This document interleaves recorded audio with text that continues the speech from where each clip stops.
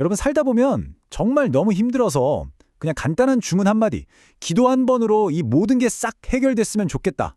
이런 생각 들 때 있잖아요. 그렇죠? 근데 바로 거기에 우리가 아주 쉽게 빠질 수 있는 임시 방편의 덫이라는 게 숨어 있을 수 있다는 거예요.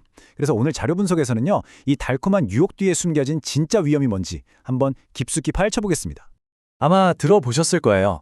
미안합니다. 용서해 주세요. 고맙습니다. 사랑합니다.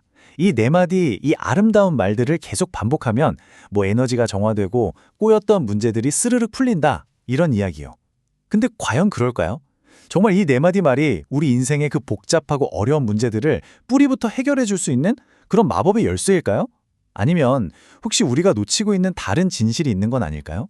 자, 그럼 먼저 대체 왜 우리가 이런 간단한 해법에 끌리는 걸까요? 그 이유부터 한번 생각해 봐야 해요. 사실 당연한 걸지도 몰라요.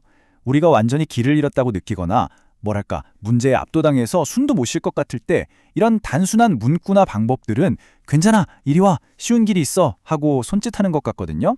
이 복잡한 세상에서 당장 기댈 수 있는 위안을 주니까요. 그런데 말이죠. 바로 이 지점에서 우리가 오늘 분석하는 자료가 아주 날카로운 지적을 합니다.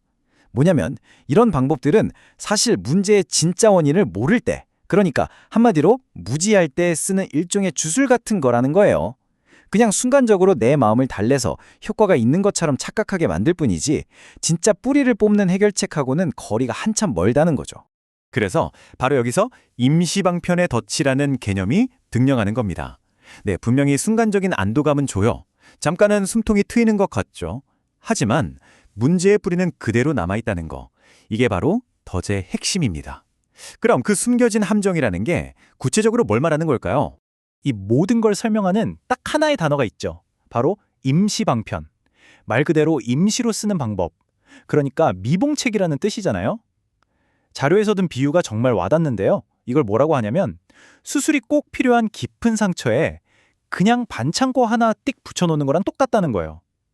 겉으로 보면 피는 멈춘 것 같고 괜찮아 보이죠? 근데 그 안에서는 계속 골마 타지고 있는 겁니다. 여기 나오는 이 알라딘 램프 비유가 정말 기가 막힙니다. 임시방편이 꼭 이 알라딘 램프 같다는 거예요. 램프를 쓱쓱 문지르면 지니가 뿅 나타나서 소원을 들어주잖아요. 와, 좋죠. 근데 진짜 중요한 건 뭐예요?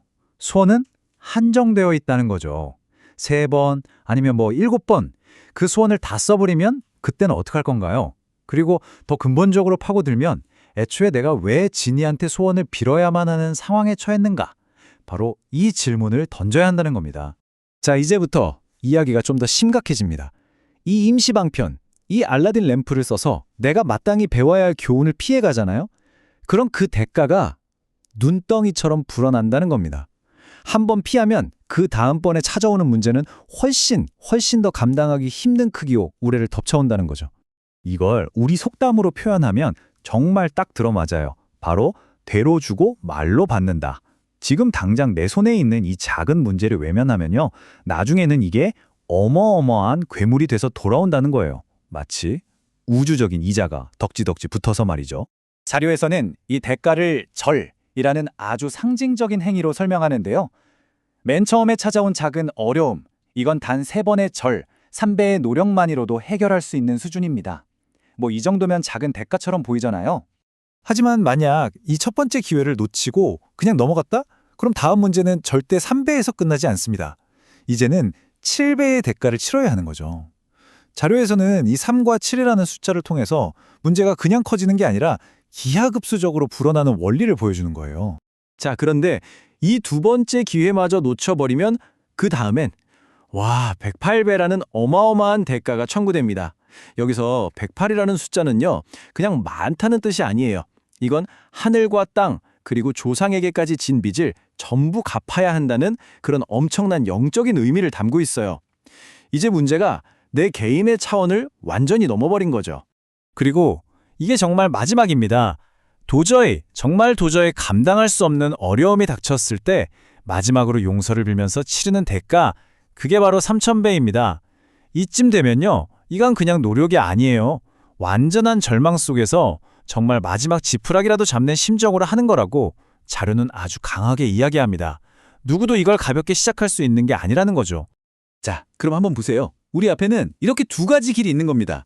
한쪽은 계속 램프만 문지르는 길이에요. 근본 원인은 외면하니까 문제는 점점 더 커져서 돌아오고 빚은 쌓여가고 결국엔 소원을 다 써버려서 막다른 골목에 갇히게 되죠. 반면에 다른 쪽은요, 교훈을 배우는 길입니다. 근본 원인을 파고들고 문제의 재발 자체를 막아버리죠. 이건 결국 나 자신의 성장으로 이어지고 나중에는 내가 직접 해결책이 되는 길이에요. 여러분, 어떤 길로 가야 할지는 너무나 명확하지 않나요?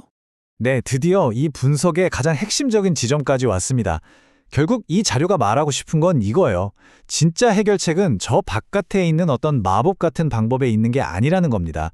바로 우리 내면을 들여다보는 데 있다는 거죠. 생각해보면 사실 우리는 처음부터 알라딘 램프 같은 건 필요 없었던 거예요. 그럼 구체적으로 뭘 어떻게 해야 할까요? 자료는 아주 명확하게 3가지 단계를 제시합니다. 첫 번째, 어려움을 피하지 마세요. 대신 도대체 왜 나한테 이런 일이 생겼지 하고 정면으로 질문을 던지는 겁니다. 두 번째, 그 원인을 밖에서 찾지 말고 내 안에 있는 어떤 습관이나 행동 때문은 아닌지 찾아내는 거예요. 그리고 마지막 3번째, 그 습관을 바꾸기 위해 정말 적극적으로 노력하는 겁니다.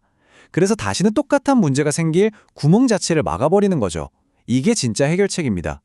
자, 오늘 분석 내용을 한번 정리해 볼까요? 핵심은 이겁니다. 첫째, 임시방편은 지금 당장은 달콤하지만 결국 더 큰 문제로 돌아오는 빚이라는 거.